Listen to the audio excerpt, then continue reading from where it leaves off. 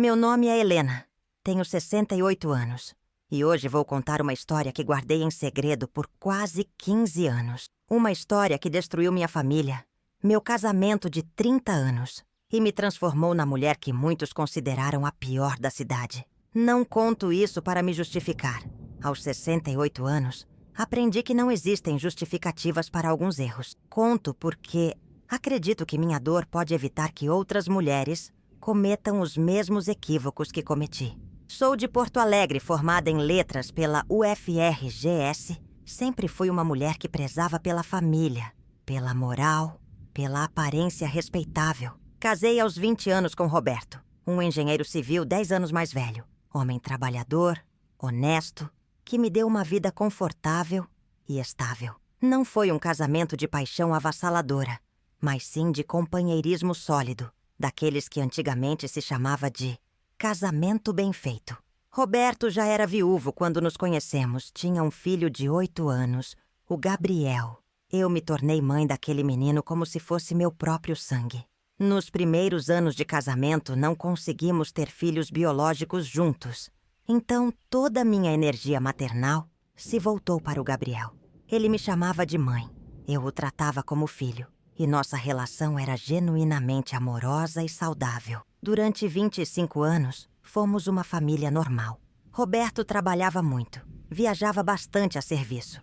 E eu me dediquei integralmente ao lar e à criação do Gabriel. Fui uma mãe presente, participativa, daquelas que acompanha cada boletim escolar, cada apresentação da escola, cada partida de futebol. Gabriel cresceu sendo um menino educado, inteligente, carinhoso comigo e respeitoso com o pai. Quando Gabriel completou 18 anos, em 1996, ingressou na faculdade de arquitetura. Era um rapaz bonito, alto como o pai, mas com uma sensibilidade artística que certamente não herdou de Roberto. Sempre gostou de desenhar, de literatura, de cinema. Conversávamos muito sobre livros, sobre arte, sobre a vida. Eu me orgulhava de ter ajudado a formar aquele jovem pensativo e culto. Os anos passaram tranquilos. Gabriel se formou, começou a trabalhar em um escritório de arquitetura, namorou algumas garotas sem nada sério e mantinha uma relação próxima conosco. Vinha almoçar em casa aos domingos. Me ligava durante a semana para conversar. Me pedia conselhos sobre trabalho e relacionamentos. Eu me sentia uma mãe realizada. Roberto, aos 60 anos, começou a falar em aposentadoria. Seus cabelos estavam completamente brancos. Ele tinha desenvolvido diabetes e o ritmo de trabalho intenso começava a cobrar seu preço. Nosso casamento havia se tornado mais uma sociedade do que uma paixão. Mas eu achava que era assim mesmo que deveria ser. Compartilhávamos gostos, responsabilidades, uma rotina confortável. Não havia grandes emoções, mas também não havia conflitos sérios. Em 2005, quando eu tinha 42 anos e Gabriel 27, ele passou por um período difícil. Havia terminado um relacionamento de 2 anos com uma namorada que ele considerava séria e estava questionando sua carreira profissional. Voltou a morar conosco temporariamente, só até se reorganizar, como ele dizia. Roberto achou natural. Afinal, Gabriel sempre seria bem-vindo em nossa casa. Foi nessa época que comecei a notar mudanças sutis na minha percepção sobre Gabriel. Ele não era mais o menino que eu havia criado, mas um homem feito com suas próprias opiniões, seus próprios sonhos, suas próprias frustrações. Conversávamos até tarde da noite na cozinha, enquanto Roberto dormia cansado das viagens de trabalho. Gabriel me contava sobre suas desilusões amorosas, seus medos profissionais, suas inquietações existenciais. Eu me sentia especial por ser a pessoa em quem ele confiava. Durante tantos anos, meu mundo havia girado em torno de cuidar da casa, apoiar Roberto e ser mãe do Gabriel. Agora, pela primeira vez, sentia que era vista como uma mulher interessante, inteligente, digna de confidências profundas. Gabriel me elogiava. Dizia que eu era a única pessoa que realmente o compreendia, que eu tinha uma sensibilidade rara. Gradualmente, essas conversas se tornaram o melhor momento do meu dia. Eu esperava Roberto dormir para descer à cozinha e encontrar Gabriel lendo ou desenhando. Falávamos sobre tudo: literatura, cinema, filosofia, relacionamentos. Ele me fazia sentir jovem novamente. Me fazia lembrar da mulher que eu era antes de me tornar apenas esposa e mãe. Durante o dia, enquanto fazia as tarefas domésticas, me pegava pensando nas nossas conversas noturnas. Comecei a me arrumar mais, a escolher roupas que me favorecessem, a prestar atenção na minha aparência de uma forma que não fazia há anos. Justificava para mim mesma dizendo que estava apenas cuidando melhor de mim, que toda mulher aos 42 anos deveria se valorizar mais. Roberto trabalhava cada vez mais, viajava com frequência. E quando estava em casa, parecia alheio às mudanças que eu estava passando. Nossa vida íntima havia se tornado mecânica há tempos, limitada a encontros esporádicos ou sem paixão. Eu me sentia invisível para ele. Apenas uma parte da mobília da casa. Uma função necessária, mas não desejada. Gabriel, ao contrário, parecia realmente me ver. Comentava quando eu mudava o corte de cabelo, elogiava um vestido novo, agradecia os jantares especiais que eu preparava. Era atencioso de uma forma que Roberto há muito tempo havia deixado de ser. E eu, sem perceber conscientemente, comecei a viver para esses momentos de reconhecimento e carinho. Em outubro de 2005, Roberto viajou para uma obra em Santa Catarina, que duraria 3 semanas. Gabriel e eu ficamos sozinhos em casa pela primeira vez, desde que ele havia voltado a morar conosco. No primeiro dia, preparei um jantar especial, abrimos uma garrafa de vinho e conversamos até as 2 da manhã sobre a vida, sobre sonhos, sobre como às vezes nos sentíamos incompreendidos pelo mundo. Foi naquela noite que Gabriel me disse que eu era a mulher mais interessante que ele conhecia, que eu tinha uma profundidade emocional rara, uma capacidade de compreender as pessoas que o impressionava. Disse que tinha pena das mulheres da idade dele, que pareciam fúteis perto de mim. Eu me senti desabrochar por dentro, como se acordasse de um sono de anos. Começamos a jantar juntos todas as noites, sempre com vela, sempre com vinho, sempre com conversas que duravam horas. Eu me esmerava nos pratos, escolhia as roupas com cuidado, me maquiava sutilmente. Dizia para mim mesma que estava apenas sendo uma boa anfitriã, uma mãe carinhosa que queria proporcionar momentos agradáveis para o filho que estava passando por um período difícil. Na segunda semana da viagem de Roberto, Gabriel me ajudou a arrumar uns livros antigos no sótão. Estávamos sozinhos naquele espaço pequeno e íntimo, cercados pelas memórias da nossa família, quando ele comentou sobre uma foto nossa, de quando ele era adolescente. Disse que sempre me achara a madrasta mais bonita entre os pais dos seus amigos, que se sentia orgulhoso de me apresentar como sua mãe. Foi quando senti a primeira fisgada de algo que não deveria estar sentindo. O elogio me aqueceu de uma forma diferente, mais intensa, mais perigosa. Percebi que estava olhando para Gabriel não como uma mãe olha para um filho, mas como uma mulher olha para um homem que a deseja. E o pior, percebi que ele também me olhava diferente, com um interesse que ia além do familiar. Naquele momento, no sótão empoeirado da nossa casa, com os raios de sol da tarde entrando pelas pequenas janelas, Gabriel segurou minha mão para me ajudar a descer uma escada. E nenhum dos dois soltou quando chegamos ao chão. Ficamos parados, de mãos dadas, nos olhando de uma forma que cruzou todas as linhas que jamais deveriam ter sido cruzadas. Eu deveria ter soltado sua mão. Deveria ter rido, feito uma piada, quebrado aquele momento. Deveria ter lembrado que era sua mãe, que ele era filho do meu marido, que aquilo era errado em todos os níveis possíveis. Mas não fiz nada disso. Fiquei parada, sentindo meu coração acelerar, permitindo que ele acariciasse minha mão com o polegar, permitindo que nossos olhares se comunicassem de uma forma proibida. Gabriel disse meu nome baixinho. Não mãe, mas Helena. E foi como se uma represa se rompesse dentro de mim.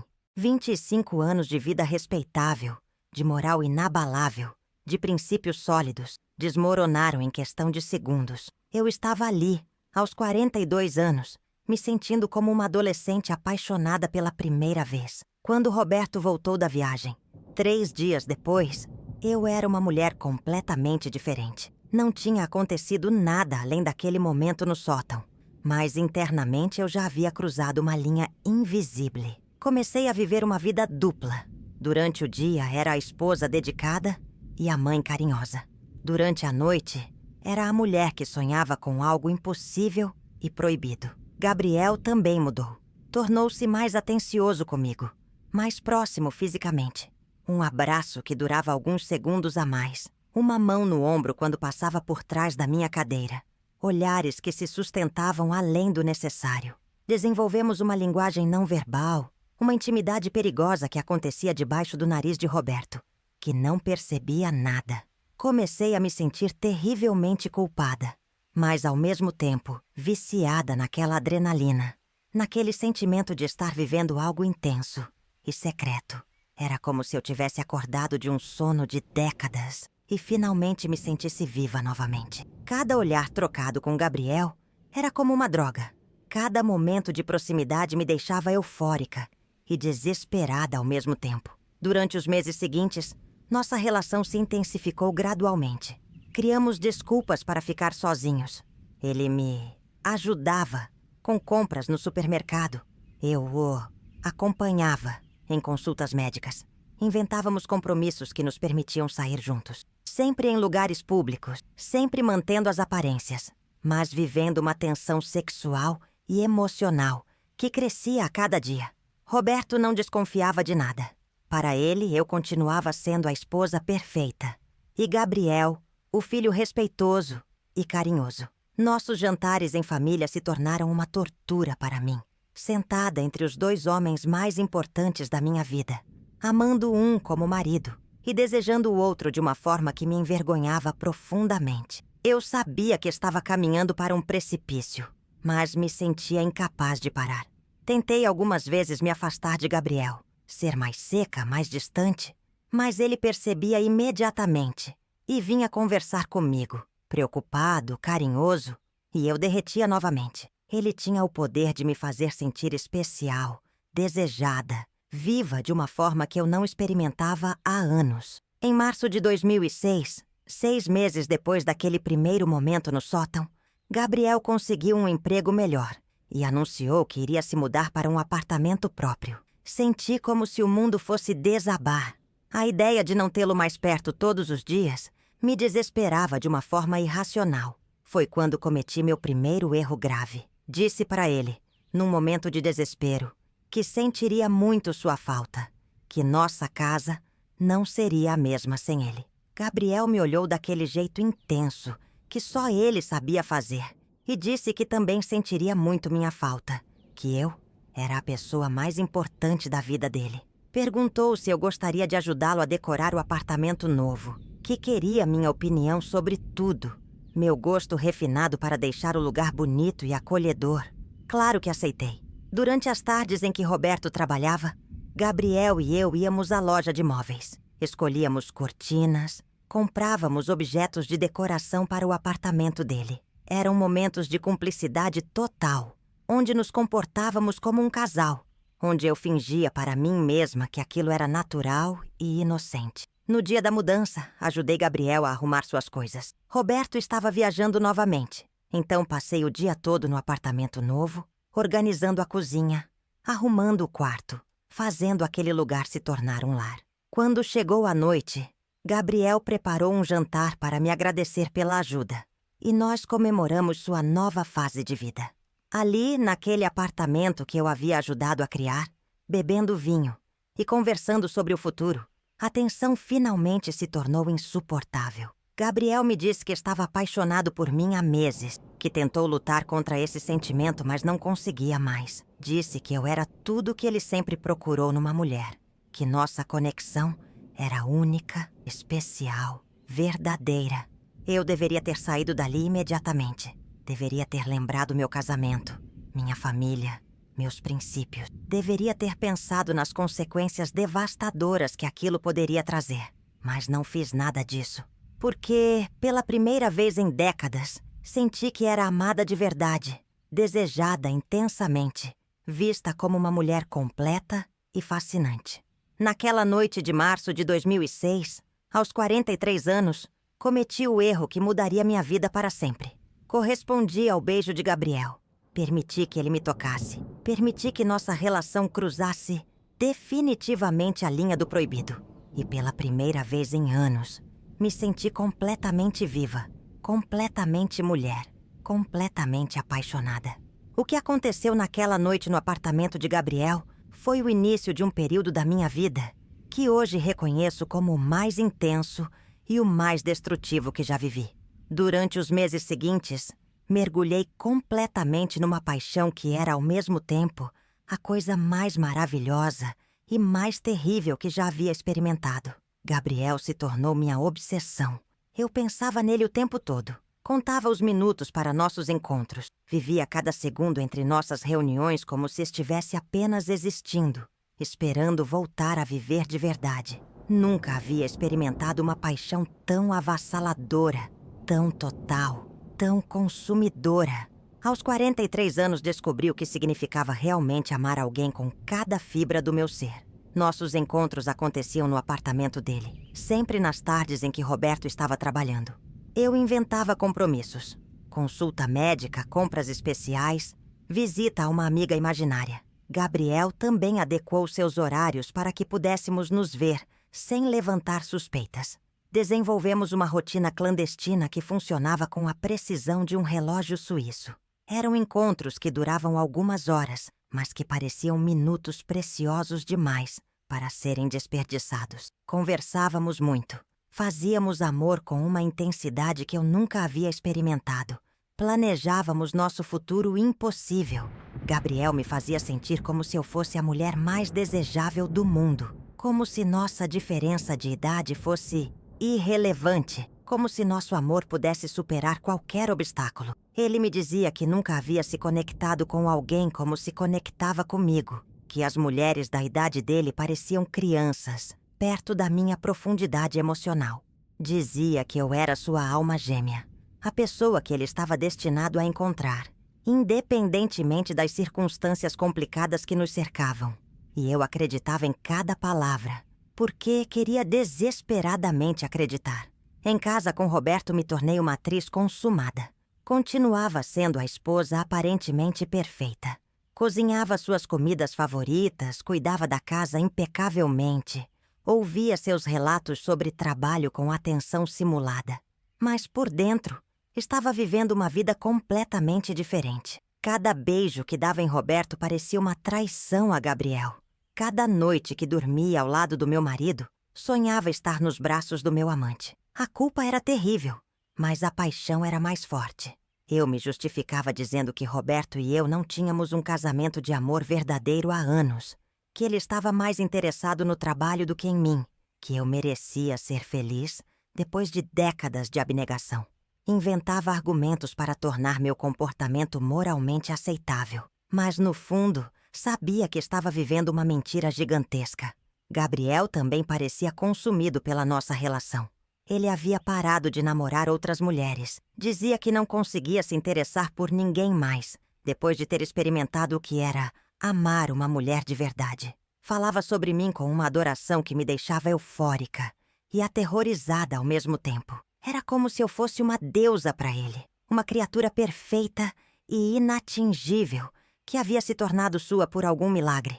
Durante os jantares de domingo em família, quando Gabriel vinha almoçar conosco, a tensão era quase insuportável. Sentados à mesa, os três, fingindo normalidade enquanto Gabriel e eu trocávamos olhares carregados de significado. Roberto falava sobre trabalho, sobre seus planos de aposentadoria, completamente alheio ao fato de que sua esposa e seu filho estavam vivendo um amor clandestino debaixo do seu nariz. Havia momentos em que a situação me parecia surreal. Eu servia o almoço para os dois homens da minha vida. Um que amava como marido há décadas, outro que desejava com uma paixão devastadora. Ouvia Roberto fazer planos para nosso futuro juntos, enquanto meu coração estava completamente entregue a Gabriel. A duplicidade me consumia, mas eu não conseguia parar.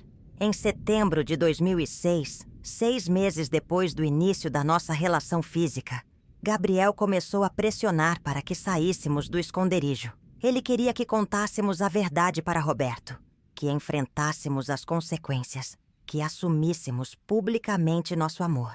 Dizia que estava cansado de viver nas sombras, que nosso amor era grande demais para ser mantido em segredo. Eu ficava aterrorizada com essa possibilidade. Sabia que contar a verdade significaria o fim do meu casamento, a destruição da nossa família, o escândalo público, a condenação social.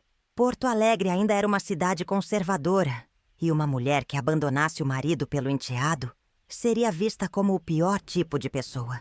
Mas Gabriel insistia que nosso amor era mais importante que qualquer convenção social. As discussões entre nós começaram a ficar mais frequentes. Ele queria que escolhêssemos uma data para revelar tudo. Eu sempre pedia mais tempo. Dizia que precisávamos pensar melhor, planejar com cuidado. Gabriel começou a questionar se eu realmente o amava, se estava realmente disposta a lutar pelo nosso relacionamento, ou se ele era apenas uma aventura para mim. Essas dúvidas me machucavam profundamente, porque meu amor por Gabriel era real, intenso, avassalador. Mas eu também tinha medo das consequências, medo de perder tudo que havia construído durante décadas, medo do julgamento social, medo de machucar Roberto de uma forma irreparável. Estava dividida entre dois mundos, duas vidas, duas versões de mim mesma que pareciam irreconciliáveis. Em dezembro de 2006, Roberto anunciou que havia decidido se aposentar no meio do ano seguinte. Queria que viajássemos juntos, que aproveitássemos nossa vida de casados sem as pressões do trabalho, que conhecêssemos os lugares que sempre sonhamos visitar juntos. Falava com empolgação sobre nossos planos futuros, sobre a casa de praia que queria comprar, sobre os netos que talvez teríamos um dia. Cada palavra de Roberto era como uma punhalada na minha consciência. Ali estava um homem bom, trabalhador, que havia me dado uma vida confortável e respeitável, fazendo planos para um futuro que incluía apenas nós dois, sem imaginar que sua esposa estava profundamente apaixonada por seu próprio filho. A injustiça da situação me consumia de remorso, mas não conseguia abrir mão de Gabriel. Foi nessa época que comecei a tomar antidepressivos sem prescrição médica. Roubava comprimidos da cartela de uma amiga que fazia tratamento psiquiátrico, porque não conseguia mais lidar com a angústia constante de viver duas vidas. Durante o dia, sorria para Roberto e fingia entusiasmo com seus planos. Durante a tarde, me entregava completamente a Gabriel. Durante a noite, chorava em silêncio, consumida pela culpa e pela confusão. Gabriel percebeu minha fragilidade emocional crescente, e isso só aumentou sua determinação de que assumíssemos nosso relacionamento. Ele dizia que eu estava me destruindo por dentro, que não podia continuar vivendo essa mentira, que precisávamos ter coragem de ser felizes, independentemente do que os outros pensassem.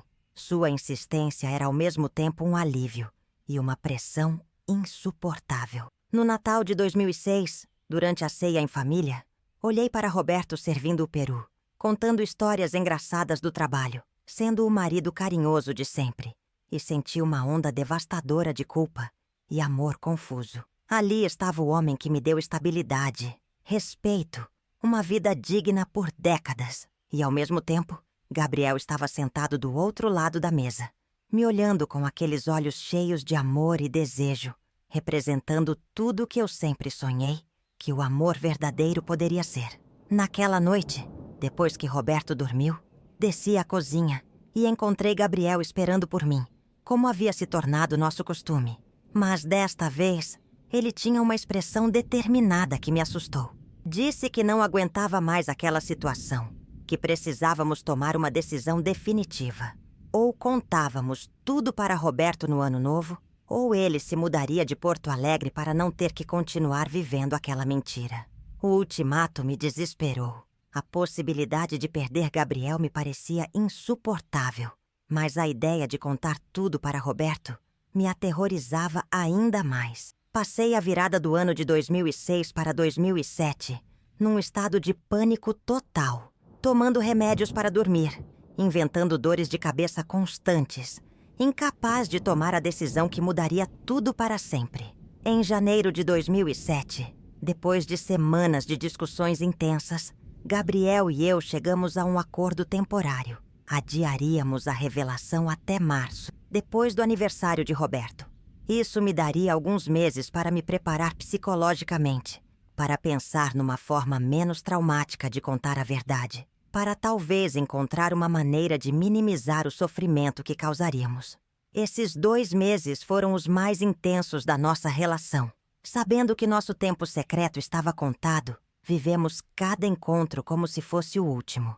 Gabriel se tornara ainda mais apaixonado, mais possessivo, mais determinado a me conquistar completamente. Dizia que me amava mais que tudo na vida, que faria qualquer coisa por mim, que nossa diferença de idade era irrelevante, perto da conexão que tínhamos.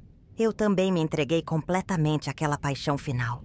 Parei de tomar cuidado com as mentiras que contava para Roberto. Parei de me preocupar com os detalhes da minha vida dupla. Vivia apenas para os momentos com Gabriel, para os encontros no apartamento dele, para as conversas intermináveis sobre nosso futuro impossível. Foi nessa época que cometi outro erro grave. Comecei a usar o cartão de crédito conjunto que tinha com Roberto para comprar presentes para Gabriel. Roupas caras, livros importados, objetos de arte que eu sabia que ele admiraria. Justificava para mim mesma dizendo que eram presentes de mãe. Mas, no fundo, sabia que estava roubando dinheiro do meu marido para agradar meu amante. Gabriel ficava encantado com os presentes. Dizia que eu era a mulher mais generosa e carinhosa que ele conhecia. Usava as roupas que eu comprava nos nossos encontros. Lia os livros que eu escolhia e depois conversávamos sobre eles durante horas. Cada presente era uma forma de marcar território, de deixar minha presença física na vida dele, mesmo quando não estávamos juntos. Roberto, ocupado com os preparativos da sua aposentadoria, não prestava atenção às despesas extras no cartão.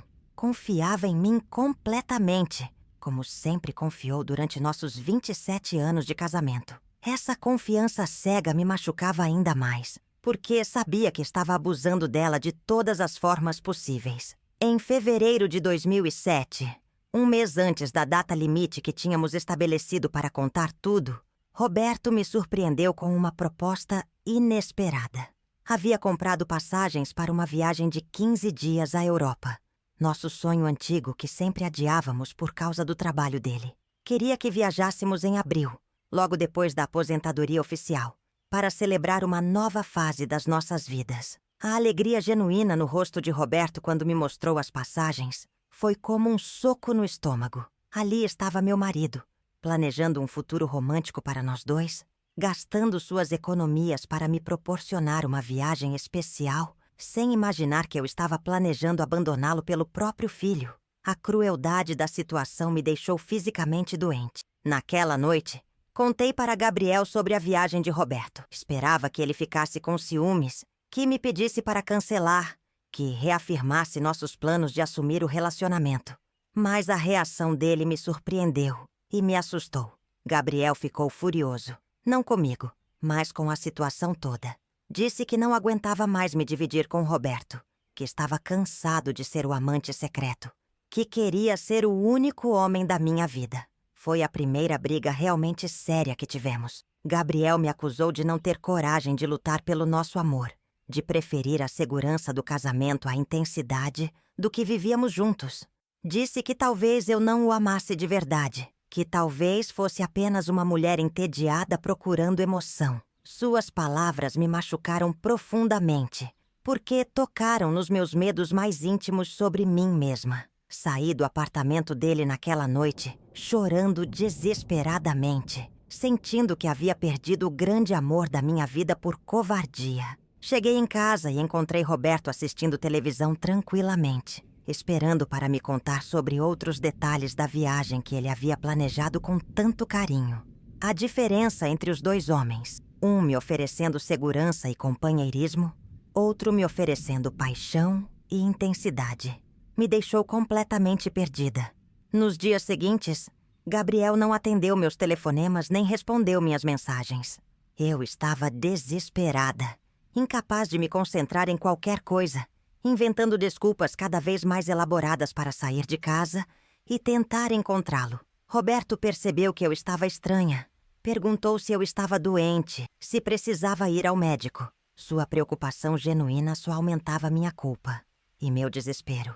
Depois de uma semana de silêncio, Gabriel finalmente me ligou. Disse que havia pensado muito, que me amava demais para desistir de mim, mas que precisava de uma prova real do meu compromisso com o nosso relacionamento. Queria que eu contasse tudo para Roberto naquela mesma semana, antes que ele pudesse fazer mais planos para nosso futuro juntos. Era agora ou nunca. A pressão era insuportável, mas minha paixão por Gabriel era mais forte que minha razão.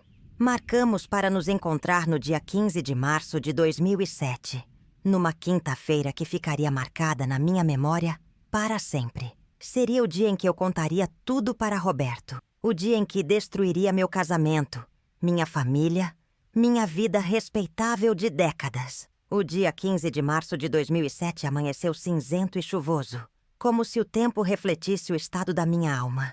Acordei ao lado de Roberto com uma sensação terrível no estômago, sabendo que aquela seria possivelmente nossa última manhã como marido e mulher. Ele estava dormindo tranquilamente, com o rosto sereno de quem não imagina que sua vida está prestes a desmoronar. Preparei o café da manhã como sempre fazia, com o cuidado automático de décadas de rotina matrimonial. Roberto desceu de pijama, me deu um beijo no rosto, comentou sobre a chuva, folheou o jornal enquanto tomava café. Uma manhã absolutamente normal, que se tornaria o marco final da nossa vida juntos. Cada gesto dele, cada palavra despreocupada, me cortava por dentro como uma lâmina. Ele saiu para o trabalho às 8 da manhã, como sempre. Me deu um beijo de despedida, disse que voltaria às 6 para jantar. Perguntou se eu precisava de alguma coisa do centro da cidade. Eu respondi que não, que estava tudo bem, que nos veríamos à noite. Não tinha coragem de olhar nos seus olhos porque sabia que quando ele voltasse para casa, nossa vida de 27 anos teria chegado ao fim.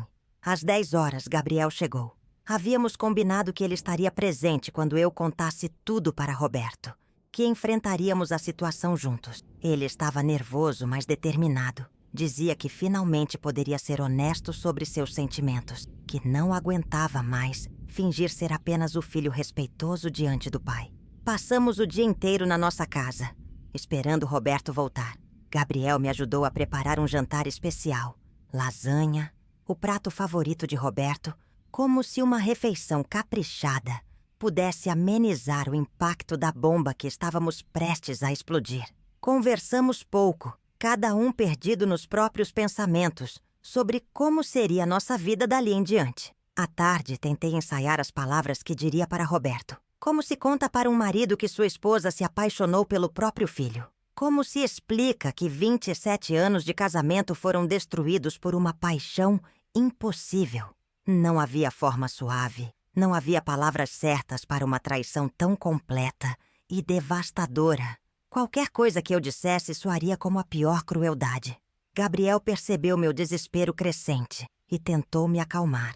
Disse que Roberto certamente ficaria chocado no início, mas que com o tempo entenderia que às vezes o amor acontece de formas inesperadas, que ele era um homem inteligente e acabaria aceitando que nossa felicidade era mais importante que convenções sociais. Eu queria acreditar nele, mas conhecia Roberto há décadas e sabia que aquilo o destruiria. Às 5:30 da tarde, meia hora antes de Roberto chegar, tivemos nossa última conversa como amantes secretos. Gabriel me segurou pelas mãos, me olhou nos olhos e disse que me amava mais que qualquer coisa na vida. Que independentemente do que acontecesse naquela noite, ele nunca se arrependeria de ter me amado. Que eu era a mulher mais maravilhosa que ele conheceria em toda a sua vida. Eu correspondi dizendo que também o amava intensamente, que nossa paixão havia sido a coisa mais intensa e verdadeira que já havia experimentado. Que ele me havia feito sentir viva novamente. Me havia mostrado que ainda era capaz de amar de forma avassaladora. Nos beijamos pela última vez como amantes clandestinos, sabendo que dali em diante tudo seria diferente. Roberto chegou às 6 em ponto, como sempre. Entrou em casa sacudindo o guarda-chuva, reclamando do trânsito na chuva, cumprimentando Gabriel com a naturalidade de sempre. Oi, filho. Que bom te ver aqui. Há quanto tempo não jantamos os 3 juntos? Suas palavras inocentes eram como facas no meu coração. porque sabia que seria nossa última refeição como família. Durante o jantar, Roberto falou animadamente sobre a aposentadoria, sobre nossos planos de viagem, sobre como estava ansioso para ter mais tempo para ficar comigo. Gabriel e eu mal conseguíamos comer, trocando olhares tensos, sabendo que a cada minuto nos aproximávamos do momento da revelação. Roberto não percebeu nossa estranheza, ocupado demais com seus próprios planos e sonhos. Depois do jantar, quando estávamos tomando café na sala, respirei fundo e disse que precisava conversar com ele sobre algo importante. Roberto baixou o jornal, me olhou com atenção, provavelmente esperando que eu quisesse discutir algum detalhe da viagem ou alguma questão doméstica. Gabriel se levantou do sofá e veio ficar ao meu lado, numa demonstração de apoio que já revelava que algo muito sério estava acontecendo. Roberto, comecei com a voz tremendo. Preciso te contar uma coisa que vai te machucar muito, mas que não posso mais esconder. Ele me olhou com uma expressão de preocupação crescente, provavelmente pensando que eu estava doente, que havia descoberto algum problema de saúde grave. Nunca imaginaria que o problema era muito pior que qualquer doença. Gabriel e eu, nós dois, nós nos apaixonamos. As palavras saíram da minha boca como pedras pesadas, quebrando o silêncio da sala, destruindo para sempre a tranquilidade da nossa família. Roberto me olhou sem compreender, como se eu tivesse falado numa língua estrangeira. Como assim? Se apaixonaram? Perguntou, ainda tentando processar uma informação impossível de aceitar. Nós nos apaixonamos um pelo outro, Roberto. Há quase um ano estamos vivendo um relacionamento amoroso. Eu sei que é terrível. Eu sei que é imperdoável. Mas aconteceu. Não foi planejado. Não foi algo que desejássemos. Mas aconteceu. E agora não conseguimos mais negar. O silêncio que se seguiu foi o mais terrível da minha vida. Roberto nos olhou alternadamente. De mim para Gabriel, de Gabriel para mim. Como se ainda estivesse tentando entender se aquilo era uma piada de muito mau gosto. Seu rosto passou por várias expressões. Confusão, incredulidade, raiva, dor, desespero. Era como assistir um homem ser destroçado em tempo real. Vocês estão brincando comigo, ele disse finalmente com a voz rouca. Isso não pode ser verdade. Helena, você é minha esposa há 27 anos. Gabriel, você é meu filho. Eu te criei como se fosse meu próprio sangue. Vocês não podem estar me dizendo que... Ele não conseguiu terminar a frase, como se pronunciar as palavras tornasse aquilo mais real. Gabriel, que havia permanecido em silêncio até então, finalmente falou. Pai, eu sei que é difícil de entender, mas nós nos apaixonamos de verdade. Tentamos lutar contra esse sentimento. Tentamos negar, mas não conseguimos. O que sentimos um pelo outro é mais forte que qualquer coisa. Suas palavras, que deveriam soar como uma explicação, soaram como punhaladas no coração de Roberto. Roberto se levantou bruscamente do sofá, como se tivesse levado um choque elétrico. Começou a andar de um lado para outro da sala, passando as mãos pelos cabelos, murmurando: "Não pode ser, não pode ser", repetidamente. Era como assistir um homem tendo um colapso nervoso. E saber que eu era a responsável por aquela destruição era insuportável. "Há quanto tempo?" Ele perguntou de repente, parando na minha frente. "Há quanto tempo vocês estão fazendo isso comigo?" Sua voz estava carregada de uma dor tão profunda que me fez começar a chorar. "Desde março do ano passado", respondi entre soluços. "Quase um ano, Roberto. Quase um ano que estamos vivendo essa mentira." A informação sobre a duração da traição foi como um segundo golpe devastador. Roberto se jogou na poltrona, cobrindo o rosto com as mãos, e começou a chorar. Era a primeira vez em 27 anos de casamento que eu via meu marido chorar. E saber que eu era a causa daquelas lágrimas me partiu o coração. Toda a paixão que sentia por Gabriel não conseguia diminuir a dor de ver Roberto sendo destruído por minha causa. "Um ano", ele repetiu, mais para si mesmo que para nós. "Um ano que vocês me enganaram. Um ano que fingiram normalidade enquanto viviam. Isso nas minhas costas. Um ano que eu fiz planos para nosso futuro, Helena. Enquanto vocês dois." Ele não conseguia formular as palavras, como se elas fossem veneno na sua boca. Gabriel tentou se aproximar do pai. Estendeu a mão como se fosse tocá-lo, mas Roberto recuou violentamente. "Não me toque!" gritou com uma raiva que nunca havia demonstrado antes. "Não ouse me tocar depois do que fizeram comigo. Depois de me transformarem no maior idiota do mundo durante um ano inteiro." A raiva de Roberto era terrível de presenciar, mas pior ainda era a dor profunda que transparecia por trás dela. Ele olhava para mim como se estivesse vendo uma estranha, como se a mulher que havia amado por décadas tivesse se transformado em alguém irreconhecível. "Helena, como você pôde fazer isso comigo? Como você pôde fazer isso com nossa família? Roberto, eu sei que é imperdoável. Eu sei que te magoei de uma forma terrível. Mas, por favor, tenta entender que não foi algo que planejei. Simplesmente aconteceu. E quando percebi, já estava apaixonada de uma forma que nunca pensei ser possível. Minhas palavras soavam patéticas até para mim mesma, como desculpas esfarrapadas para o imperdoável. Apaixonada? Ele repetiu com amargura. Você se apaixonou pelo meu filho, Helena. Pelo filho que criamos juntos. Como isso é possível? Como uma mãe se apaixona pelo próprio filho? A forma como ele formulou a questão me fez perceber, talvez pela primeira vez, a dimensão moral do que havíamos feito. Gabriel não era meu filho biológico, mas eu o havia criado desde os 8 anos. Tinha sido sua mãe em todos os aspectos práticos. Ele não é meu filho biológico. Tentei me defender, mas as palavras soaram vazias, mesmo para mim. Roberto me olhou com uma mistura de desprezo e incredulidade. Ele é seu filho em todos os sentidos que importam, Helena. Você o criou, cuidou dele, foi mãe dele durante 23 anos. E agora me vem dizer que isso não importa porque vocês não compartilham DNA. A realidade do que havíamos feito finalmente começou a se cristalizar na minha mente. Não era apenas uma traição conjugal. Era uma transgressão de todos os limites familiares. Uma violação de papéis sociais fundamentais. Uma destruição completa da estrutura familiar que havíamos construído durante décadas. Era muito pior do que eu havia permitido que minha mente consciente reconhecesse. Roberto se levantou novamente e foi até a estante onde guardávamos as fotos de família. Pegou uma foto nossa de quando Gabriel tinha uns 15 anos, os 3 juntos numa festa de aniversário dele, sorrindo, abraçados, uma família feliz e unida. Olha essa foto, Helena.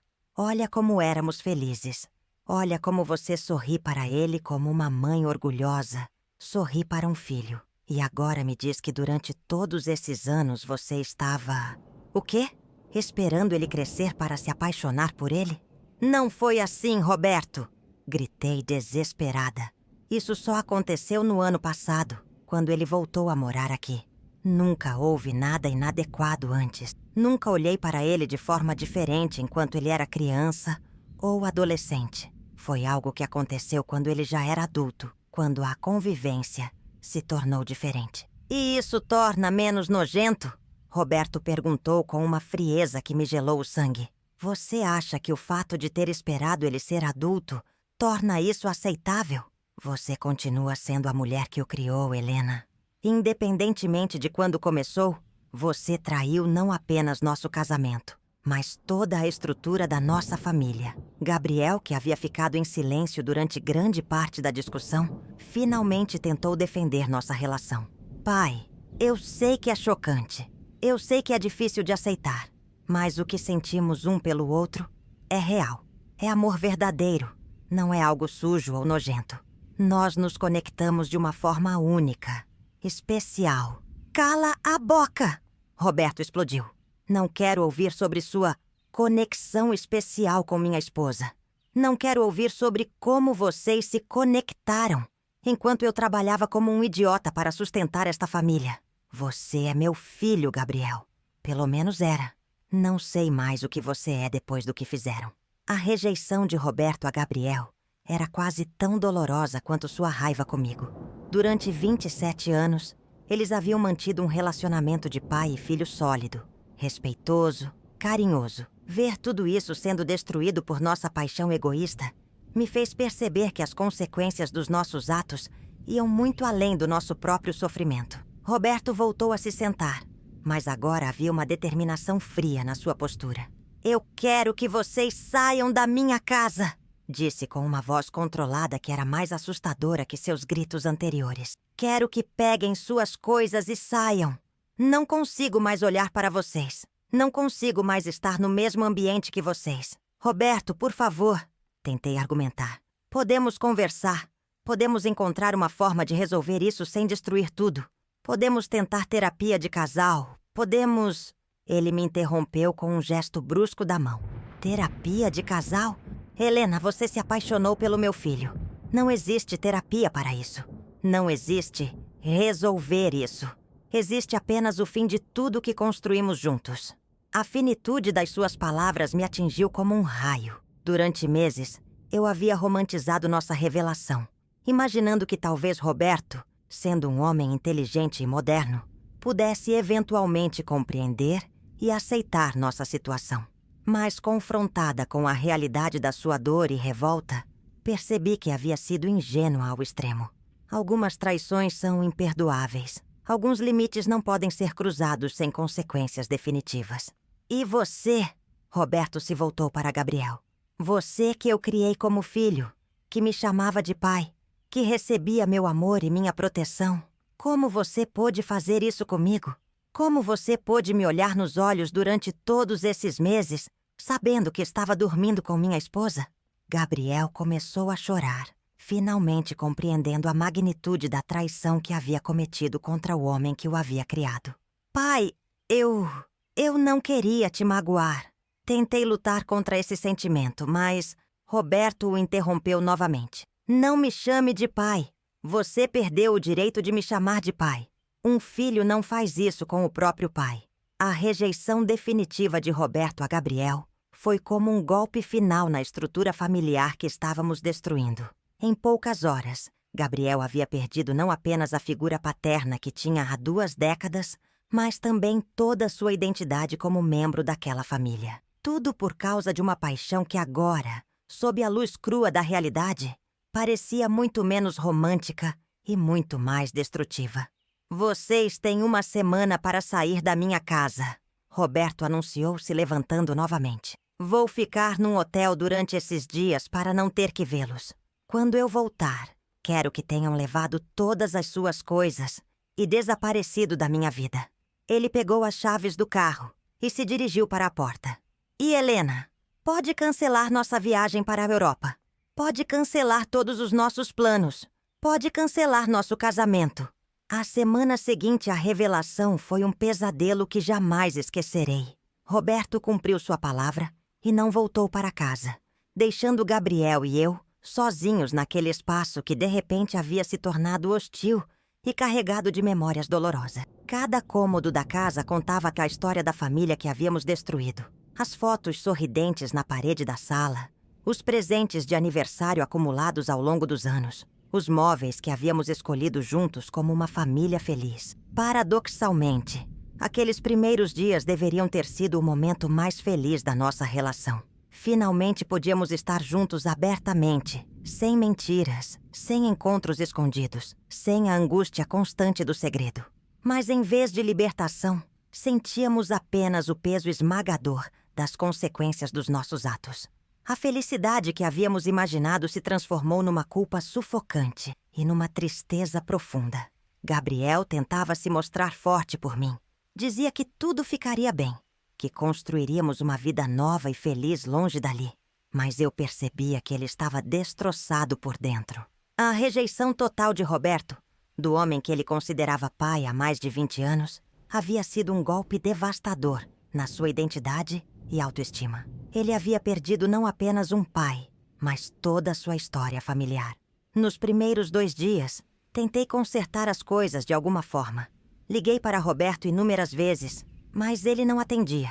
Deixei mensagens desesperadas no celular dele, tentando explicar melhor, pedindo uma chance de conversar com calma, implorando perdão. Todas foram ignoradas. Era como se ele tivesse apagado nossa existência da vida dele de uma forma definitiva. No 3º dia, recebi uma ligação do advogado de Roberto. Ele havia contratado um dos melhores escritórios de direito familiar da cidade e já estava movendo o processo de divórcio. Queria a separação completa de bens. A casa ficaria com ele, e eu teria direito apenas aos meus pertences pessoais e metade do que estava na nossa conta corrente. Não havia negociação possível. Ele queria me fora da sua vida da forma mais rápida e definitiva possível. A rapidez e a frieza com que Roberto estava lidando com nossa separação me mostraram uma faceta dele que eu jamais havia visto em 27 anos de casamento. O homem doce e compreensivo que eu conhecia havia se transformado numa pessoa endurecida pela traição, determinada a se proteger e a me punir pelo que eu havia feito. Não que eu não merecesse sua raiva, mas a brutalidade da ruptura me chocou profundamente. Gabriel ficou ainda mais abalado quando soube que Roberto havia contratado advogado.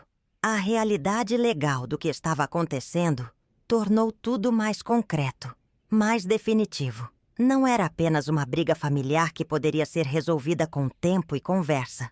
Era o fim oficial e irrevogável de tudo que nossa família havia sido. Gabriel perdeu completamente o apetite. Mal dormia e começou a questionar se tínhamos feito a escolha certa. Talvez devêssemos ter mantido nosso relacionamento em segredo, ele disse numa das nossas conversas mais dolorosas. Talvez devêssemos ter encontrado uma forma de ficar juntos sem destruir tudo. Eu tentei argumentar que seria impossível viver uma vida inteira baseada numa mentira. Mas, no fundo, começava a me perguntar se nossa honestidade havia valido a pena. A destruição que causamos parecia desproporcionalmente maior que a felicidade que obtivemos.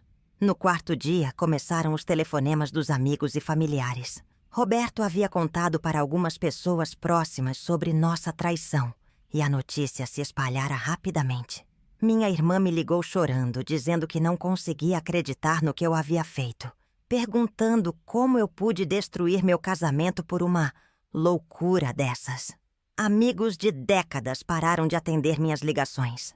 A condenação social que eu tanto temia estava começando.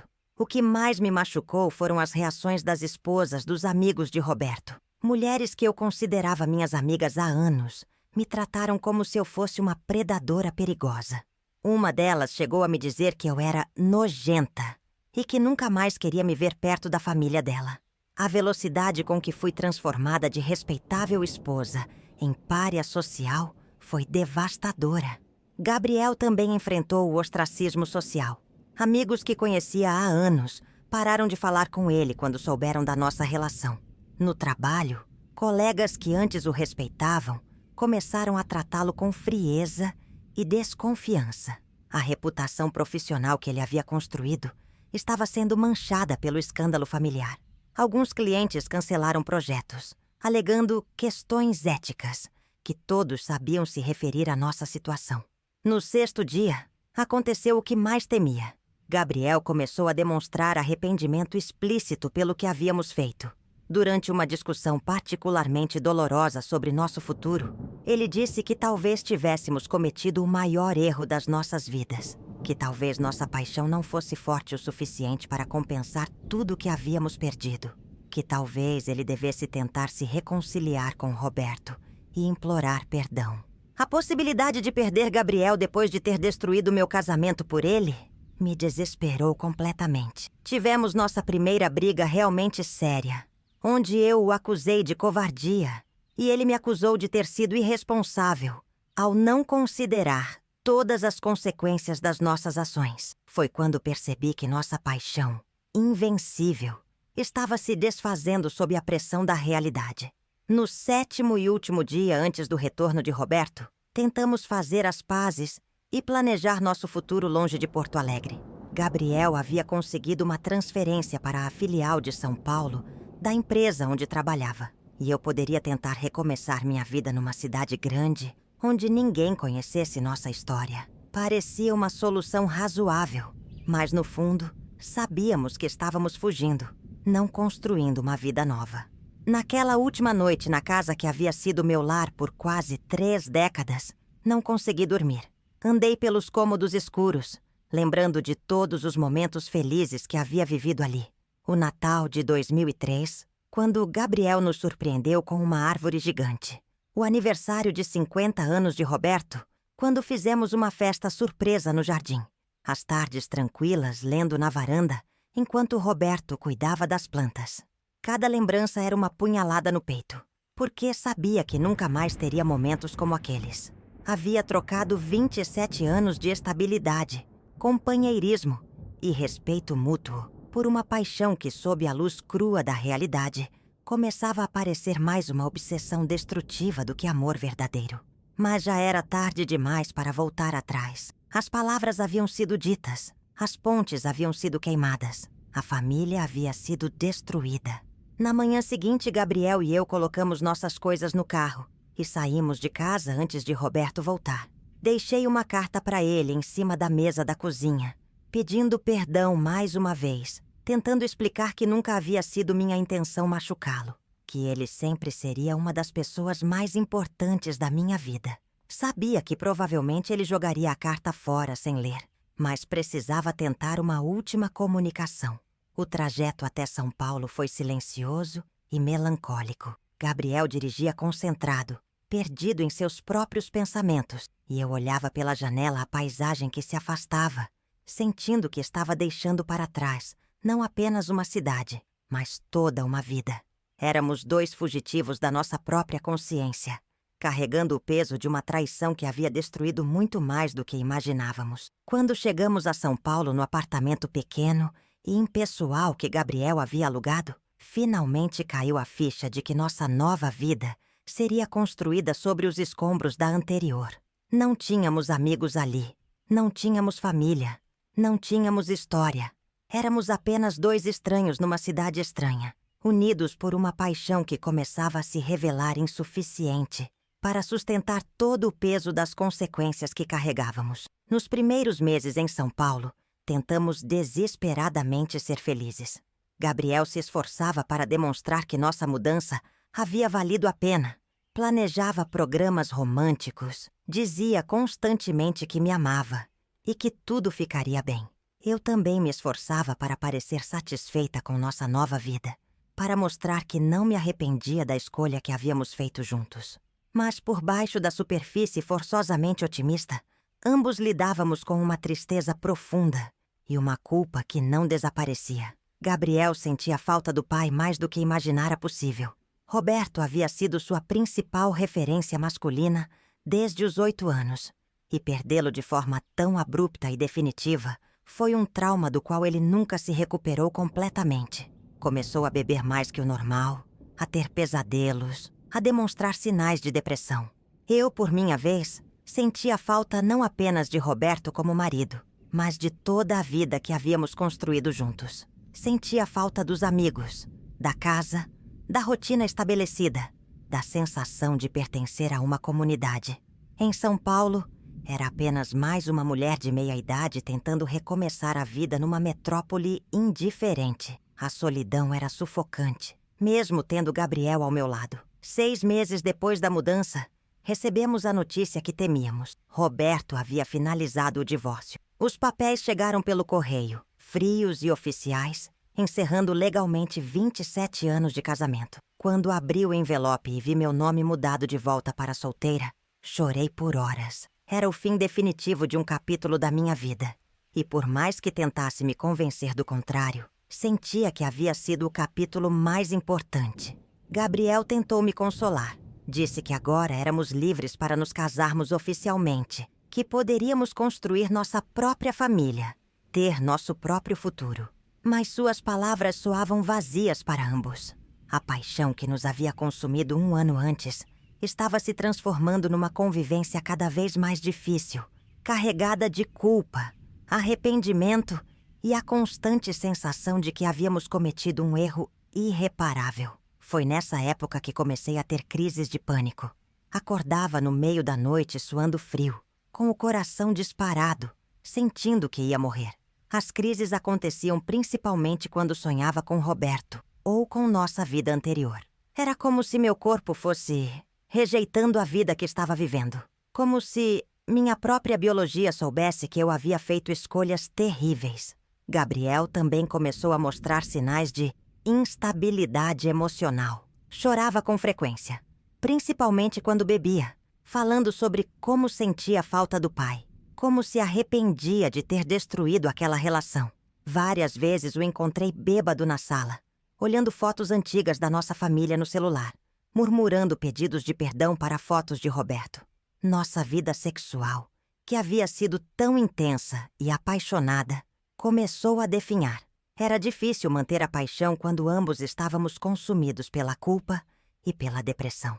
Os encontros que antes nos pareciam mágicos, agora carregavam o peso de tudo que havíamos perdido para chegar até ali. Às vezes, no meio da intimidade, eu fechava os olhos e via o rosto destroçado de Roberto na noite em que contamos tudo. 1 ano depois da mudança para São Paulo, nossa relação estava claramente se deteriorando. Brigávamos com frequência, principalmente sobre questões práticas da vida cotidiana. Mas, no fundo, sabíamos que o problema era muito mais profundo. Não conseguíamos ser felizes porque nossa felicidade estava construída sobre a destruição de outras pessoas, principalmente de Roberto, que ambos havíamos amado profundamente à nossa maneira. Foi Gabriel quem primeiro verbalizou o que ambos pensávamos. Talvez tivéssemos cometido o maior erro das nossas vidas. Numa noite particularmente difícil, depois de uma briga sobre dinheiro, ele disse que não conseguia mais viver com o peso da culpa, que sentia que havia destruído 2 vidas, a dele e a de Roberto, por uma ilusão de amor que não estava se sustentando na realidade. Suas palavras foram como um soco no estômago, porque confirmaram meus próprios medos mais profundos. A paixão avassaladora que havia justificado todas nossas ações estava se revelando insuficiente para construir uma vida sólida e feliz. Éramos 2 náufragos agarrados um ao outro, mais por desespero do que por amor verdadeiro. O 2º ano em São Paulo foi quando nossa relação começou a desmoronar definitivamente. As brigas se tornaram mais frequentes e mais intensas, e ambos começamos a questionar abertamente se valera a pena destruir toda a nossa vida anterior por aquilo que vivíamos. Gabriel desenvolve um problema sério com o álcool. Bebia todos os dias quando chegava do trabalho e frequentemente ficava bêbado, ao ponto de se tornar agressivo verbalmente. Não que ele fosse violento fisicamente comigo, mas suas palavras embriagadas eram como facas. Me culpava por ter seduzido um homem mais jovem. Dizia que eu havia destruído sua relação com o único pai que conhecera. Questionava se eu realmente o amava ou se apenas estava fugindo de um casamento tedioso.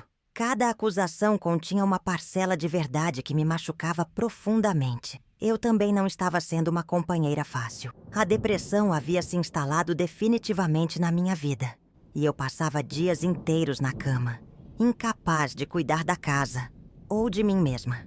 Comecei a tomar antidepressivos com receita médica, mas eles só amenizavam os sintomas sem resolver o problema fundamental. Eu havia destruído minha vida por uma ilusão. Nossa vida social era praticamente inexistente. Não tínhamos amigos verdadeiros em São Paulo. As pessoas que conhecemos no trabalho ou na vizinhança eram apenas conhecidos superficiais, que não sabiam nossa história. E nós não fazíamos questão de criar laços profundos com ninguém, porque sabíamos que eventualmente teríamos que explicar nossa situação, e isso sempre gerava reações desconfortáveis. O isolamento social só piorava nossa dependência emocional doentia um do outro. Éramos tudo o que tínhamos, mas ao mesmo tempo nos lembrávamos constantemente de tudo que havíamos perdido. Era uma relação simultaneamente sufocante e vazia, baseada mais na necessidade mútua do que no amor genuíno. Em meados de 2009, 2 anos depois da nossa mudança, aconteceu o que acabaria sendo o início do fim da nossa relação. Gabriel encontrou uma ex-namorada dele no shopping, uma mulher da idade dele que estava visitando São Paulo a trabalho. Eles conversaram por algumas horas, e quando Gabriel chegou em casa naquela noite, estava diferente, mais animado, mais leve do que eu o via há meses. A princípio, tentei ficar feliz por vê-lo mais alegre, mas conforme os dias passavam, percebi que ele começou a fazer comparações. Comentava sobre como a ex-namorada estava bem, como havia construído uma carreira sólida, como parecia realizada com sua vida. Nas entrelinhas, Eu entendia que ele estava comparando a vida que poderia ter tido com uma mulher da sua idade com a vida complicada que estava vivendo comigo. Começamos a ter discussões sobre nossa diferença de idade, algo que nunca havia sido um problema antes. Gabriel questionava se eu realmente entendia as necessidades dele como homem de 30 anos, se poderia acompanhar seus planos profissionais, se ainda seria atraente para ele quando ficasse mais velha. Eram perguntas cruéis, mas que refletiam ansiedades reais que ele estava sentindo. Eu, por minha vez, comecei a questionar se Gabriel realmente me amava ou se apenas se sentia obrigado a manter nossa relação por tudo que havíamos sacrificado por ela. Será que ele ficaria comigo se pudesse voltar atrás e desfazer tudo? Será que nosso grande amor não era apenas uma dependência emocional criada pelas circunstâncias extremas que vivemos? No final de 2009, Gabriel pediu um tempo na nossa relação. Disse que precisava pensar, que estava confuso sobre seus sentimentos, que talvez precisássemos experimentar viver separados por alguns meses para ter certeza do que realmente queríamos. Foi o começo do fim, embora nenhum dos dois tivesse coragem de admitir na época. Ele se mudou para um pequeno apartamento do outro lado da cidade. Oficialmente era apenas um período de reflexão, mas ambos sabíamos que estava testando como seria a vida sem o outro, e o resultado do teste foi revelador. Ambos nos sentimos mais aliviados que tristes com a separação temporária. Durante os meses em que vivemos separados, comecei a fazer terapia pela primeira vez na vida. A psicóloga me ajudou a entender que minha paixão por Gabriel havia sido, em grande parte, uma fuga de uma vida que considerava monótona e sem perspectivas, que eu havia confundido a adrenalina da transgressão com amor verdadeiro, e que as consequências devastadoras das nossas ações eram desproporcionais ao que realmente sentíamos um pelo outro. Gabriel, por sua vez, começou a frequentar grupos de apoio para pessoas com problemas com álcool. Foi lá que ele encontrou outras pessoas que haviam feito escolhas destrutivas em suas vidas e estavam tentando se reconstruir. Pela primeira vez desde que saíramos de Porto Alegre, ele encontrou uma comunidade onde podia falar abertamente sobre seus arrependimentos sem ser julgado. Em março de 2010, exatamente 3 anos depois da nossa revelação para Roberto, Gabriel e eu nos encontramos para conversar sobre nosso futuro. Foi uma conversa dolorosa, mas necessária, onde finalmente admitimos que nossa relação havia sido um erro terrível, que custou muito caro para ambos. Decidimos oficialmente nos separar e tentar reconstruir nossas vidas individualmente. A separação foi amigável, mas carregada de melancolia. Ainda nos importávamos um com o outro, mas reconhecíamos que éramos mais como cúmplices de um crime do que como amantes verdadeiros. Havíamos compartilhado uma experiência traumática que nos uniu temporariamente, mas que não poderia sustentar uma vida inteira juntos. Gabriel decidiu voltar para o Rio Grande do Sul, não para Porto Alegre, mas para uma cidade menor no interior, onde poderia recomeçar sua vida longe dos fantasmas do passado. Eu decidi ficar em São Paulo, onde pelo menos havia conseguido certa estabilidade profissional, trabalhando como secretária num escritório de contabilidade. Quando nos despedimos pela última vez, em abril de 2010, ambos choramos. Não por perder um grande amor, mas por reconhecer que havíamos desperdiçado alguns dos melhores anos das nossas vidas numa ilusão destrutiva. Gabriel me pediu perdão por ter me envolvido numa situação que acabou machucando tantas pessoas. Eu pedi perdão por ter sido irresponsável com meus sentimentos e com as consequências das minhas ações.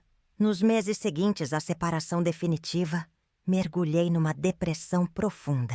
Estava aos 47 anos, divorciada, sozinha numa cidade grande, sem família próxima, sem amigos verdadeiros, trabalhando num emprego que não me realizava para pagar um aluguel de um apartamento pequeno e impessoal. Era o oposto completo da vida confortável e respeitável que havia tido ao lado de Roberto. Foi durante esse período mais sombrio que comecei a entender realmente a magnitude do que havia perdido. Roberto não era apenas um marido, era um companheiro de vida, um amigo, uma pessoa que havia me amado e respeitado por décadas. Nossa relação talvez não fosse apaixonante, mas era sólida, honesta, construída sobre fundações reais de carinho mútuo e valores compartilhados. Comecei a me perguntar obsessivamente se haveria alguma forma de pedir perdão a Roberto, de tentar reconstruir ao menos uma amizade com ele. Mas sabia que isso era fantasioso.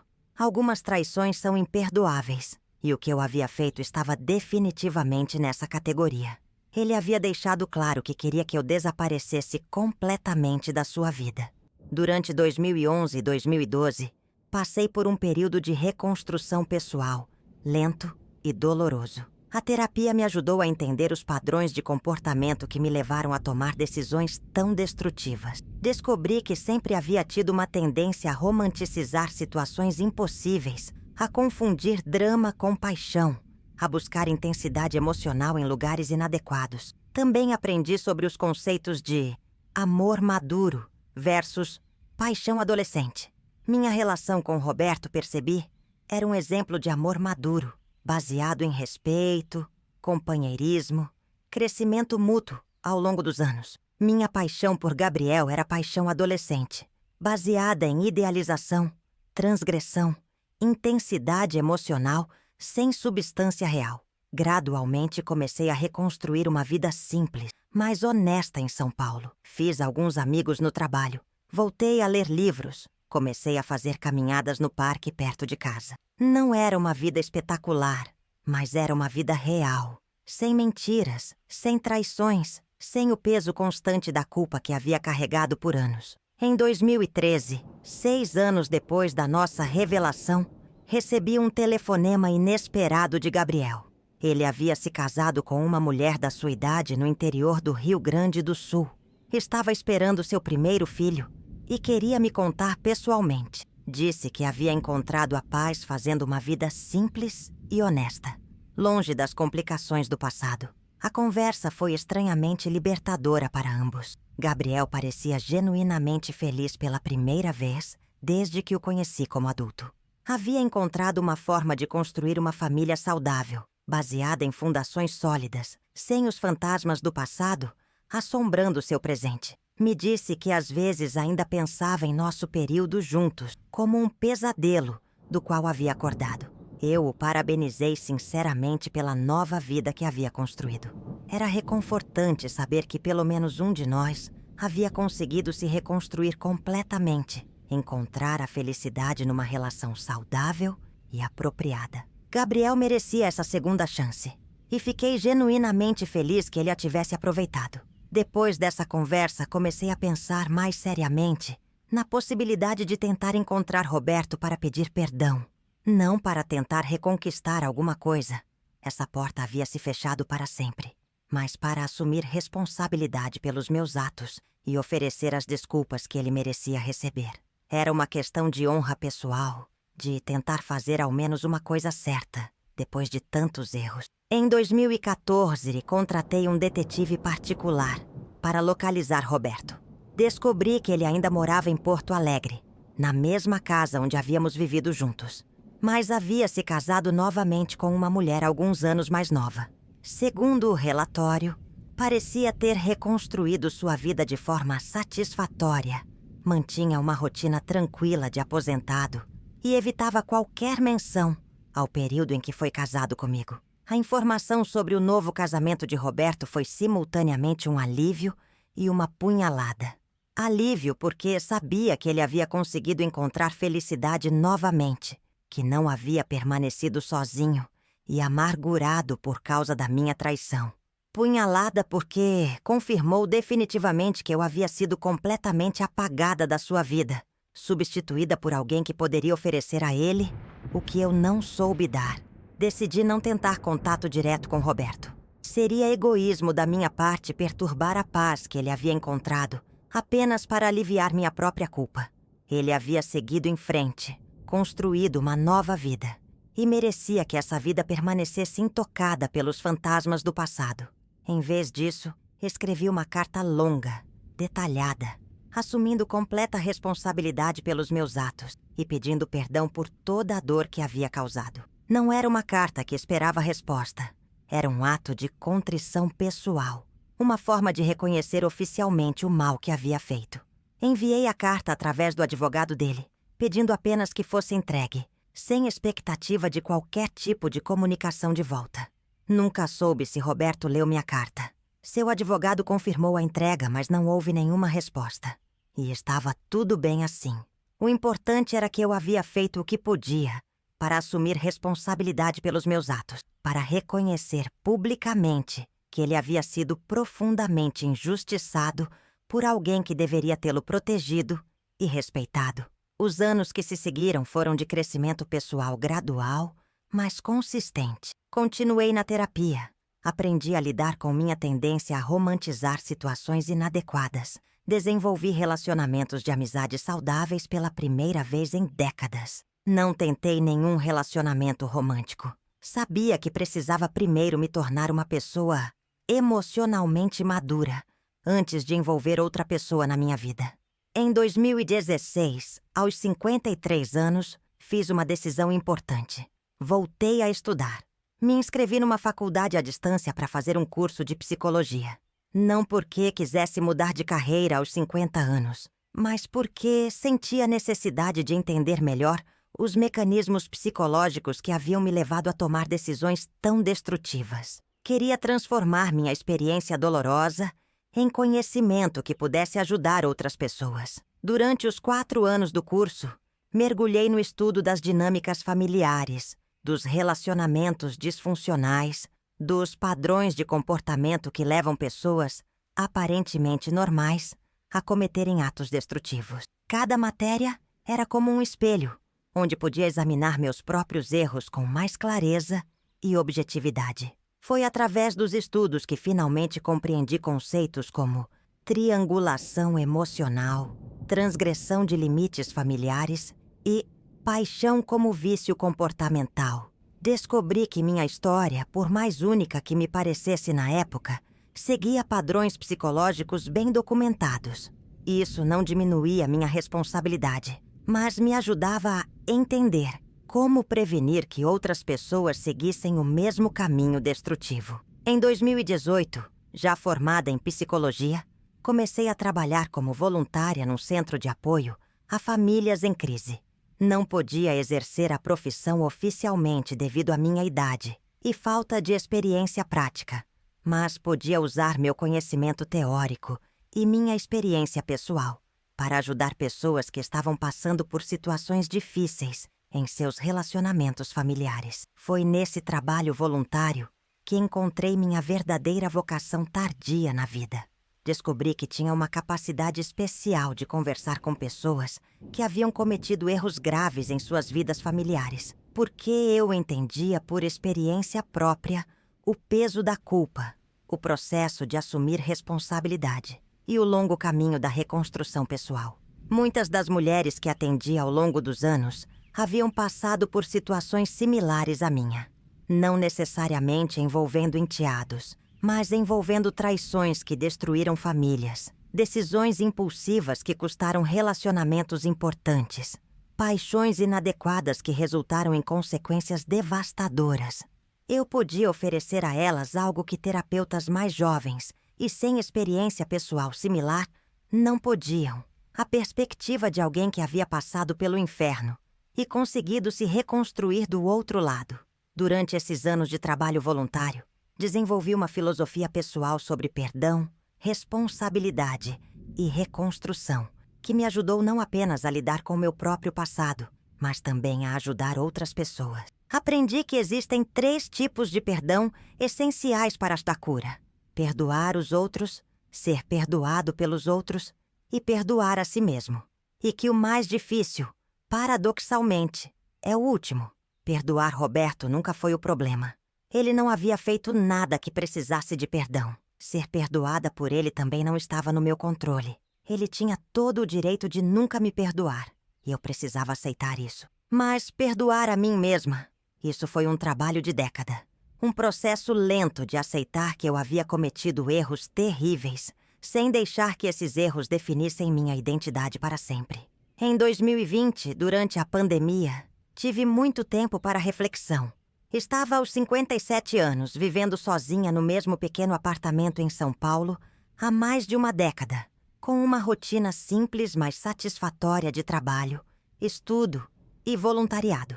Não era a vida que havia imaginado ter aos 57 anos quando estava casada com Roberto, mas era uma vida honesta, sem mentiras, sem traições, sem o peso da culpa constante. Foi durante a pandemia que decidi começar a escrever sobre minha experiência. Não para publicar, achava que era cedo demais para isso, mas como uma forma de processar completamente tudo o que havia vivido. Escrever me ajudou a organizar cronologicamente os eventos, a entender melhor as motivações por trás das minhas decisões e a identificar os momentos específicos onde poderia ter escolhido diferente. O exercício da escrita também me fez perceber padrões na minha personalidade que haviam contribuído para a situação. Sempre fui uma pessoa que buscava intensidade emocional, que se entediava facilmente com rotinas estáveis, que romantizava situações complicadas. Essas características não eram necessariamente ruins, mas precisavam ser canalizadas de formas mais saudáveis. Em 2021, recebi uma notícia que me abalou profundamente. Roberto havia falecido de um infarto, aos 78 anos. A informação chegou até mim através de uma conhecida em comum, que soube do meu interesse em acompanhar sua vida à distância. Segundo ela, Roberto havia morrido tranquilamente, em casa, cercado pela nova esposa e pelos amigos que fizera nos últimos anos. A morte de Roberto desencadeou em mim um processo de luto complexo e contraditório. Por um lado, senti uma tristeza genuína pela morte do homem que havia sido meu companheiro por 27 anos, que havia me dado estabilidade e carinho durante as melhores décadas da minha vida. Por outro lado, senti uma estranha sensação de fechamento. Agora não havia mais a possibilidade remota de reconciliação, de explicações, de perdão mútuo. Durante o velório, ao qual assisti de longe, sem me aproximar da família, vi que Roberto havia conseguido construir uma vida plena depois da nossa separação. Havia muitas pessoas no funeral, o que indicava que mantivera amizades sólidas e havia sido querido na comunidade. Sua segunda esposa parecia genuinamente enlutada, demonstrando que ele havia encontrado amor novamente. Era reconfortante saber que minha traição não havia destruído permanentemente sua capacidade de ser feliz. Depois do funeral de Roberto, senti que um capítulo da minha vida havia se fechado definitivamente. Não havia mais nada pendente entre nós, nenhuma possibilidade de resolução que pudesse fantasiar. Ele havia vivido 14 anos felizes depois da nossa separação. Havia encontrado amor novamente. Havia morrido em paz. Minha responsabilidade agora era viver o resto da minha própria vida, de forma a honrar as lições que aprendi com meus erros. Em 2022, aos 59 anos, tomei uma decisão que considero uma das mais importantes da minha vida. Decidi contar publicamente minha história.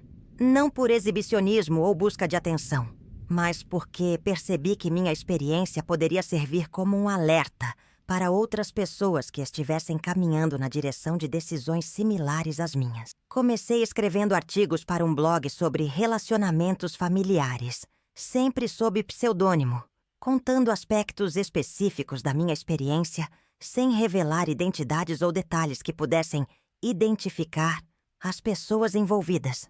A resposta foi surpreendente. Centenas de mulheres me escreveram contando histórias similares, agradecendo por ter tido a coragem de falar sobre um tema tão tabu. Muitas dessas mulheres estavam no meio de situações parecidas com a que vivi, apaixonadas por homens inadequados, cunhados, enteados, amigos dos filhos, lutando entre a paixão e a razão, tentando justificar para si mesmas que seus sentimentos eram válidos e que mereciam ser felizes, independentemente das convenções sociais. Poder conversar com elas, oferecer uma perspectiva de alguém que havia seguido esse caminho até o fim, foi profundamente gratificante. O que mais me chamou a atenção nas conversas com essas mulheres era como todas nós havíamos usado argumentos similares para justificar nossas paixões inadequadas. O amor é mais importante que qualquer convenção social. Não podemos escolher por quem nos apaixonamos. Mereço ser feliz depois de anos de sacrifício. Nossa conexão é especial e única. Eram mantras que nos permitiam ignorar a realidade das consequências destrutivas dos nossos atos. Foi através dessas conversas que desenvolvi uma compreensão mais clara sobre os sinais de alerta que precedem esse tipo de transgressão familiar. Geralmente começava com uma mulher se sentindo invisível ou desvalorizada em seu casamento, encontrando em um homem mais jovem, frequentemente ligado à família, uma fonte de validação e atenção que não recebia há anos. A diferença de idade e a posição familiar proibida só intensificavam a atração, porque a transgressão em si se tornava parte do vício emocional. Em 2023, decidi dar um passo maior e começar a fazer palestras em grupos de apoio a famílias em crise. Sempre deixava claro que não era uma especialista acadêmica, mas alguém que havia vivido na própria pele as consequências de decisões destrutivas e que queria compartilhar suas lições aprendidas. As palestras eram sempre emocionalmente intensas, tanto para mim quanto para a audiência. O que mais me impressionava era a quantidade de pessoas que se identificavam com diferentes aspectos da minha história. Não apenas mulheres que haviam se envolvido em situações similares, mas também filhos que haviam visto suas famílias destruídas por traições, maridos que haviam sido traídos por esposas em quem confiavam completamente, e até mesmo homens mais jovens que haviam sido seduzidos por mulheres mais velhas em posições de autoridade familiar. Cada palestra me ensinava algo novo sobre as múltiplas perspectivas da destruição familiar. Ver a dor nos olhos de pessoas que haviam passado pelo que Roberto passou me ajudava a dimensionar melhor o impacto real dos meus atos. Não eram apenas Roberto, Gabriel e eu que havíamos sofrido. Haviam sido afetados também nossos amigos, nossa família estendida, os colegas de trabalho, toda uma rede de relacionamentos que havia sido impactada pela nossa decisão egoísta. Hoje, aos 68 anos, olho para trás e vejo uma vida dividida em 3 períodos distintos.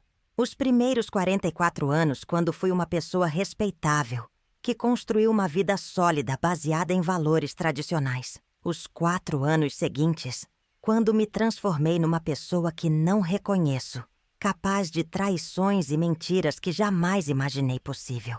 E os últimos 20 anos, quando aprendi a viver com as consequências dos meus atos e a transformar minha experiência destrutiva em algo que pudesse ajudar outras pessoas. Não posso dizer que sou completamente feliz. Carrego comigo para sempre a consciência do mal que causei a pessoas que amava. Mas posso dizer que encontrei paz através da aceitação completa da responsabilidade pelos meus atos, através do trabalho de ajudar outras pessoas a evitarem os mesmos erros e através da construção de uma vida simples, mas honesta, nos meus anos finais. Se pudesse voltar no tempo e fazer escolhas diferentes, claro que faria. Tentaria salvar meu casamento com Roberto através de terapia de casal. Conversaria com Gabriel sobre seus sentimentos de forma madura e estabeleceria limites claros. Buscaria ajuda profissional para entender por que estava me sentindo invisível e desvalorizada. Haviam 1000 formas melhores de lidar com aquela situação que não envolviam destruir uma família inteira. Mas não posso voltar no tempo. E aprendi que o arrependimento só é útil quando nos motiva a fazer escolhas melhores no futuro. Dedico meus anos finais a tentar fazer algo positivo com a experiência negativa que vivi, a oferecer para outras mulheres a perspectiva que eu gostaria de ter tido aos 44 anos, quando estava caminhando na direção do precipício sem perceber os sinais de alerta. A mensagem que sempre deixo nas minhas palestras é simples: nenhuma paixão, por mais intensa que pareça, vale a destruição de uma família. O amor verdadeiro não pede para destruir outras pessoas. Quando nos encontramos justificando ações que magoam profundamente pessoas que amamos, é sinal de que não estamos lidando com amor, mas com obsessão destrutiva. Hoje vivo sozinha, mas não solitária. Tenho uma rede pequena, mas sólida de amizades construídas ao longo dos anos, baseadas em honestidade e valores compartilhados. Mantenho contato esporádico com Gabriel, que hoje tem uma família linda e uma vida estável. Nunca mais nos vimos pessoalmente. Nossa comunicação se limita a cartões de Natal e algumas mensagens por ano. Mas é reconfortante saber que ele conseguiu se reconstruir completamente. Não sei se Roberto chegou a me perdoar antes de morrer. Espero que sim. Não por mim, mas por ele. Carregar raiva e ressentimento por décadas é um fardo pesado demais para qualquer pessoa. Mas mesmo que nunca tenha me perdoado, entendo e aceito. Algumas traições são imperdoáveis, e a que cometi estava definitivamente nessa categoria. O que posso oferecer para vocês que ouviram minha história até aqui é este conselho, comprado com décadas de arrependimento e reconstrução. Quando sentirem que estão se apaixonando por alguém inadequado, por alguém que colocaria em risco sua família ou seus valores, parem. Busquem ajuda profissional. Conversem com pessoas de confiança. Não acreditem na mentira de que não podemos escolher por quem nos apaixonamos. Podemos sim escolher como agir em relação aos nossos sentimentos. A paixão passa, mas as consequências das nossas ações permanecem para sempre. Eu troquei 27 anos de um casamento sólido e respeitável por 4 anos de uma paixão intensa que se revelou insustentável. Foi a pior troca da minha vida e pago por ela até hoje. Que minha dor sirva de alerta para que vocês não cometam os mesmos erros que cometi. Porque, no final, quando chegamos aos 68 anos e olhamos para trás, o que importa não são os momentos de paixão intensa que vivemos, mas as pessoas que amamos e que conseguimos manter ao nosso lado, as famílias que construímos e preservamos, o legado de amor e respeito que deixamos para o mundo. E isso, infelizmente, eu perdi para sempre quando escolhi uma paixão impossível sobre uma vida sólida que havia construído ao longo de décadas.